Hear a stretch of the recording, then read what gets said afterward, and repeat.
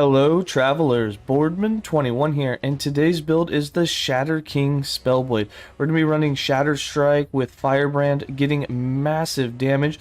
Now you can run this as a speed running build where you just teleport and use Shatterstrike through echoes, but every time you get to a rare high health mob or a boss, you can use Firebrand 3, 4, up to 10 times and get a bunch of stacks that will do more damage modifiers and guaranteed crits with your Shatterstrike, taking the damage to new heights to where you can clear out high health mobs and bosses extremely quick. Now this is all completely based behind the weapon Shard of the Shattered Lance, which is a weapon that we've been able to get for a few patches now. And this one-handed sword normally comes with 53 melee physical damage, and it came with, I believe, somewhere around 20 to 30 added melee cold damage on the weapon itself. But now those numbers have flip-flopped.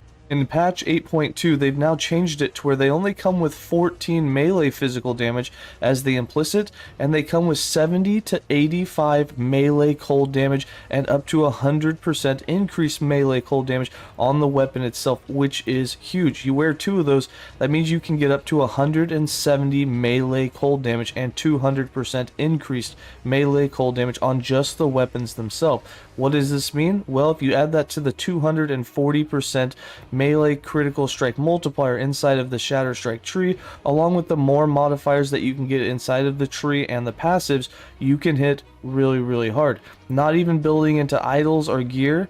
We're going straight defense on those without any offense. Even without that, you can still hit the training dummy for 300,000 damage crits with your 3-strike Shatterstrike, which means 3 hits per cast at 300,000 each. That's almost a million damage per second, and you can cast it more than once per second, especially if you start digging into attack speed. This build also comes with a lot of tank ability. We'll be running it as a low life and stacking only health. That's all we care about because we do plenty of damage. We don't have to build into that at all, and just stacking HP is going to allow you to generate a lot of ward per second, allowing you to basically face tank empowered high corruption Oribus's. Alright, let's go ahead and get into the skills, the interactions, and just how it all works. For skills, I'm running Enchant Weapon, Firebrand, Flameward, Shatterstrike, and Teleport. For Enchant Weapon, I have this on autocast usually when I'm playing, but you want to use this right before a boss fight because it's going to add a lot of melee cold damage, it's going to add attack speed, it's just going to add a lot more damage for you, as well as some chill chance. So we've got 4 points in celerity, so when it's active you have 40% more melee attack speed. We've got 2 points in Shivering Blade, so that you get 10% more melee chill chance. 5 points in Frostbrand adds 25 melee cold damage, as well as gives you another 100% increased melee cold damage. That's a big damage boost. 1 point in Frozen Sparks adds 1 melee cold damage for every physical damage that's on your weapon. Now we don't have very much of that, only 28 total, so you're only getting about 3 more melee cold damage, so that's not huge. It used to be more, but now that they flip-flopped, we get more of the melee cold damage on the weapons up front, but it's still 3 cold damage, so why not for 1 point? Then we've got 4 points in Concentration to increase the active duration, and 4 points in Efficiency reduces the mana cost down to nothing and gives you 40% more or increased melee elemental damage while it's active. For Firebrand, Firebrand is not only a free skill, it costs 0 mana, it also on hits has a chance to proc our passive that will actually give us mana, so we'll gain mana back, so it's kind of a generator, just not on every hit. But it also is going to give you more damage multipliers, as well as make your next hit be a guaranteed critical strike multiplier. Now Firebrand is kind of clunky to use, so you don't really need it unless you're going up against a rare or a boss or something with high health. Then you spam it, you get 10 stacks of it, and you absolutely annihilate something with your next hit with Shatterstrike. So you want to, use as many hits of it. Then you want to time it to where Flameward, Enchant Weapon, and your Shatterstrike all get used at the same time, and that's when you're going to do 1,000,000 damage. So we've got 3 points in Searing Brand to make it hit a little bit harder. 1 point in Incineration means that for every stack of it you have, your next melee attack, which will be Shatterstrike, will do 20% more damage per stack. We'll have up to 6 stacks with the way that we have it set up here. That's going to allow us to get 120% more damage. You can get more stacks than that, however, it will come at the cost of not having very high attack speed. Then we have 1 point in Illuminating Fire. If we consume 3 or more stacks of Firebrand, we're guaranteed a critical strike chance with our next Shatterstrike we use, and that is both recast of it, so all 3 hits will be a guaranteed crit, and it only takes 3 uses of Firebrand to get to that. We've got 3 points in Fulmination for more attack speed, and maximum added speed will be 27%. That is per stack of Firebrand. So you get that 3 stacks of Firebrand, you'll be capped out with 27% increased attack speed. It will make it feel better to get those last few stacks if you are going for the maximum 6 that we can get with this setup. We've got 2 points in Wildfire, which gives us +2 maximum stacks. That's what will allow you to reach 6 maximum. 2 points in Prio Shielding will give you ward gained when you hit at least one enemy with your Firebrand. 4 points in Undying Fire increases the stack duration, and 1 point in Everflames means that with one hit it will refresh all stacks duration so that you can keep the stacks for a longer period of time. You can get another 3 stacks if you go into Ardent Branding. However, that means you don't get the attack speed benefits, which can really make it feel like a really slow, clunky skill, so I don't recommend that. You're going to do enough damage without it. For Flameward, we have this set up for defense and offense. We've got 5 points in Star Ward defense to grant us lots of ward, 5 points in barrier, so while it's active we take less hit damage. You can build into Mental Aegis to get the damage you take while it's active put into mana instead. However, we went more offense with this. With 3 points in dilation, we increased the duration to the maximum. 5 points in infusion gives us 250% fire damage, which we will later convert to cold. 1 point in fire aura will give us a fire aura when we cast it, and then 1 point in frost ward converts it to cold, so we get 250% increased cold damage when it's active, which is a really big boost for the skill. For Shatterstrike, this is going to be your main DPS skill. We've got 2 points in Lingering Chill for global increased cold damage, 1 point in Breath of Cold for increased damage and area, 2 points in Whiteout, which will recast it twice, so when you use it once, it'll do 3 hits. This reduces the attack speed, and it almost triples the mana cost, but the mana cost will still be okay. We're only costing 30 in this setup, which isn't horrible. 4 points in Icy Flow gives you mana efficiency and ward gained when you use it. 5 points in Shiver gives it 100% increased area, as well as 25% cold penetration, which is really huge. 4 points in Cold still gives us 120% critical multiplier on critical strikes per sword we have, and we'll be wearing 2, so that's huge damage boost for the build, especially since we'll have that guaranteed critical strike happening with 3 uses of Firebrand.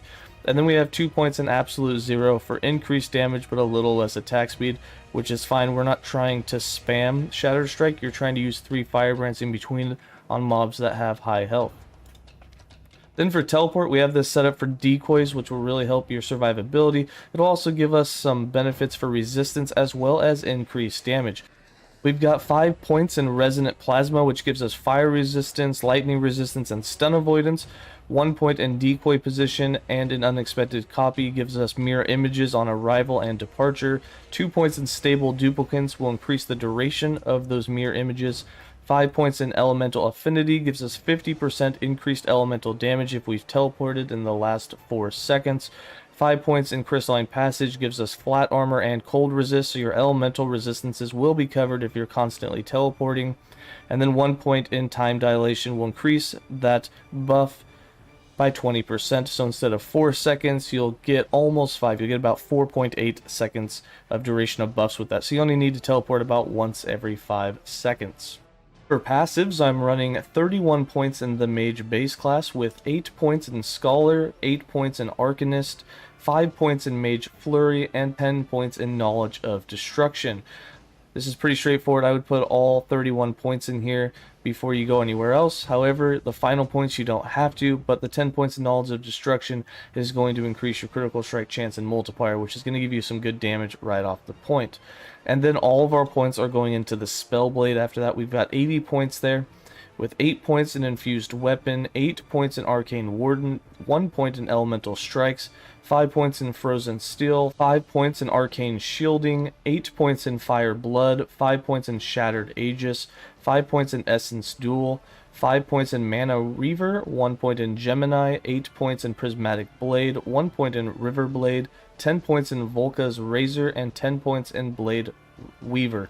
Now, as you build into this tree, the most important things is as soon as you unlock the dual wielding, you're obviously going to want that. You will take more damage, but this is going to really focus your damage hard. Being able to wear 2 of those swords is going to be a lot of cold damage.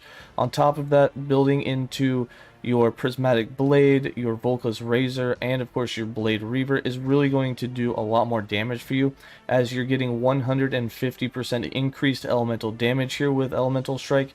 And if you use another skill such as Firebrand and get 10 stacks of it, you'll get max Blade Weaving, you'll get the max 10 stacks, and this will give you 150% more damage modifier, which is huge for the build. Once you've capped out this and your dual welding, all the rest of the points you just kind of fill in as you go. The first 8 points I would put into Infused Weapon. That 16 added cold damage for cold melee attacks, Shatterstrike, is pretty big. After that, it really doesn't matter what you decide to do going down this tree. You can switch some stuff up. This is our mana generator here that gives you life. You also have a 30% chance to gain 10 mana when you hit at least one enemy with any skill. This is why Firebrand is technically a mana generator, because it costs 0 and it has a chance to give us mana. If you want to take some points out of, say, Essence Duel, or if you want to get out of the Arcane Shield, you can definitely put points elsewhere to get more burst damage. You can get more ward retention. The burst will give you a little bit more damage than obviously the shield, but survivability was something I definitely wanted to put into, so we went with the Arcane Shield. But you can move things around. Nothing here is set in stone. Feel free to experiment and change things up. For items and our idols, so we're wearing some uniques. You don't have to wear all of these uniques, but some of them are really good. So we are wearing 2 of the Shards of the Shattered Lance, and these come with a massive amount of melee cold damage now. The melee physical damage and the melee cold damage have swapped, and you're getting up to 85 melee cold damage on these weapons, as well as up to 100% increased melee cold damage, which is huge for the build. It's a lot of damage. Now, if you don't have these, they are a 100% drop rate, I believe, from the level 60 timeline. The fire guy, his name's eluding me right now. But the point is, it drops relatively easy. You can get them pretty early in the game. You do have to be level 68 in order to wear them. Until then, if you don't have these, things you can wear is the Shattered Crystal Sword. Now, these you can wear at level 64. They come with melee elemental damage and melee elemental attack speed, which is huge for the build. It means that Shatterstrike and Firebrand will both attack much faster, and they do almost as much damage, unless you have exalted items with them that have a lot of added cold damage, and you'd have to get like 2 tier 7 exalted items with melee cold damage to even compete with how much damage the Shard of the Shattered Lance does. So the uniques are obviously best in slot. They're gonna do more damage, but crystal swords will take you that 4 extra levels, and then before that, just wear any swords until you get to that level. Getting to level 70 is pretty quick in this game, so crystal swords and Shard of the Shattered Lance are going to be your best in slot items to use. The other uniques we have Enzanglius and Last Steps of the Living. These are for the low life build. We are wearing the Bone Clamor Barbute, but a better helm than this would be having a helm that has increased and flat health on it, as well as 2 prefixes of your choice. You can get added dex for more melee cold damage. You can do any of the special rare class specific affixes that you want, like more elemental melee damage. Things like that will give you a lot more damage, and the health is going to put you well over the 3000 health threshold if you have items like we do here, and that's going to increase your survivability. Once you hit 3000 plus life, you're generating over 1000 ward per second, which means that you're generating as much life per second as the regifter on the paladin is, so you're very tanky at that point, and anything other than a one-shot is very unlikely to kill you, unless you pull a whole train of mobs in a very high corruption map and you're just taking lots of hits. Obviously, you will die at some point. And then for our crafted items, on stream yesterday, we were doing some exalted hunting, and these are the items we found. We just wanted health. All we cared about. We didn't really care about resistance. We didn't care about damage, although some of these came with some good affixes. You wanted as much health as possible. So we got tier 5 health on the amulet. We got a tier 6 increased health on the belt. Now this came with elemental damage over time, which is not something that you'd want, but the health and the increase to cold damage was something that really benefited us. On a ring, we got cold damage, mana regen. This one came with, I think, tier 6 health, so you can get even more health. And then of course on our relic we got a tier 6 health on this as well. So definitely room for even more health. We have no health again on the helmet. We have no health on the ring. And then we do have a tier 5 hybrid and tier 5 health on the gloves, but not exalted. We're still hunting for that. But this gear was found within 4 hours of playing the character. So it's really simple to do. You just have to power through the Rhaegor monos, get yourself to a point. Once you have the uniques and you're generating this, we jumped into empowered content right off the bat. And yes, we had quite a few deaths. I wouldn't recommend this in hardcore. I died a lot. But once we started finding more and more HP, our tank ability just started going up and up and up. And then of course we added in some health idols. So 1x2s with hybrid health, 1x1s with health on them. Any of these you can throw them on and they're going to increase your survivability massively. Now there are other idols you can wear. You can do the melee elemental damage idols, which give you a huge portion of damage. I think you can get up to like 70% elemental damage with them. However, you don't need damage with this build. The ability to face tank a mob so that you can continue to use Firebrand and then use Shatterstrike as quickly as possible is going to put out more damage than if you're a glass cannon and you just hit for a higher amount on one attack. I would rather be tanky and do great damage than do super damage and die in a one hit, which is what we were doing yesterday, which is why I switched over to the health idols, because that extra 800 health completely changes how high your survivability goes. And once we did this, we were face tanking, as you'll see in the game, playing Orbis and other empowered things with corruption as high as 120 and a lot of modifiers on there for increased damage, and it felt really, really good. For the character sheet, we have not capped resistances. Now, your elemental will basically be covered, especially when you teleport. You'll notice that you basically have capped out elemental. We have no poison, so be careful of the poison spires. They will kill you if you stand in them because they do massive poison damage and we have no resistance.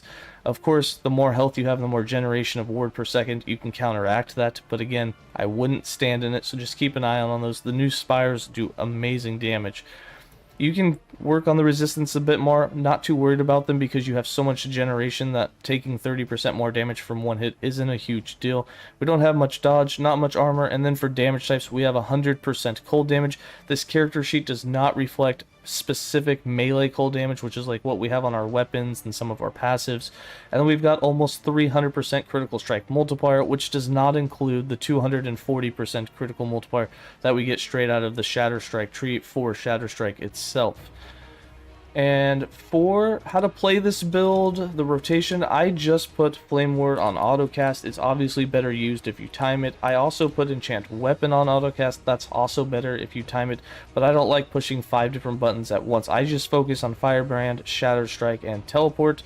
And all you're going to do is you're going to go in, you're going to attack an enemy with your Firebrand. You're going to get your 6 stacks of Firebrand. You're going to get your 10 stacks of Blade Weaving. Once you have that 10 stacks and 6 stacks that you can see down there, then all you're going to do is you're going to wait for Enchant Weapon to go off, or you can just use Shatter now, but I'm going to wait for Enchant Weapon to go off. We're going to time it here. And once Enchant Weapon goes off, boom, there you go. We just did 700,000 damage with our skill. And again, we don't have any idols for melee damage. It was a guaranteed crit. You can get more stacks of Firebrand. You can easily break 1 million. People have been saying they've been getting 1.5 to 2 million damage for all 3 hits combined. It's absolutely ridiculous the amount of damage that you can get out of it. But that's the build. And of course, as you just run echoes, you're not going to worry too much about Firebrand. We just use Shatterstrike. It doesn't crit as hard if you don't have any stacks of anything, but it does kill trash mobs just fine. So you'll run around, kill the trash mobs. Whenever you see a beetle, a golem, or something with high health, you can just go ahead and throw in 3 stacks of Firebrand and hit it with that, and you're going to do plenty of damage to go ahead and kill the rare. And then for bosses, just stack up that maximum. You can face tank with this much health, and you'll be alright. Alright, that's going to be it from me for this build guide. I hope you guys enjoyed it. I hope you enjoy playing the Spellblade with Shatterstrike. It feels amazing. And I'm going to go ahead and leave you guys with some gameplay. And as always, stay safe, travelers.